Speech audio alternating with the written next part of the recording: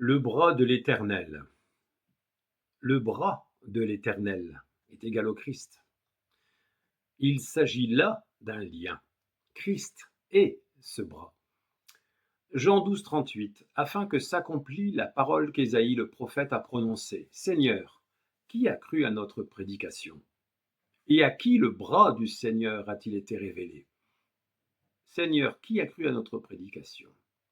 Ce passage met en évidence le Christ, dès le premier verset du chapitre 53 du prophète Ésaïe. Jean établit explicitement un lien entre le bras de l'Éternel et le Christ. Ésaïe 53 parle du serviteur souffrant. Le bras de l'Éternel est la personne révélée de Christ, Jésus le Christ. La parole faite chair est un membre précieux de Dieu, une main, par laquelle toutes choses ont été créées. Cette main est égale au Christ. Ésaïe 66, 1 à 2. Ainsi parle l'Éternel, le ciel est mon trône et la terre mon marchepied. Quelle maison pourriez-vous me bâtir et quel lieu me donneriez-vous pour demeure? Toutes ces choses, ma main les a faites, et toutes ont reçu l'existence, dit l'Éternel.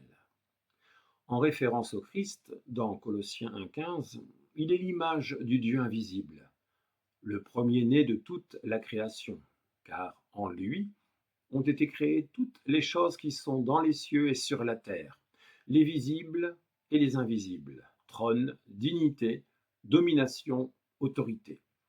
Tout a été créé par lui et pour lui. Il est avant toute chose, et toute chose subsiste en lui. Il est la tête du corps de l'Église. Il est le commencement, le premier-né d'entre les morts, afin d'être en tout le premier. Car Dieu a voulu que toute plénitude habitât en lui. Il a voulu, par lui, réconcilier tout avec lui-même, tant ce qui est sur la terre que ce qui est dans les cieux, en faisant la paix, par lui, par le sang de sa croix.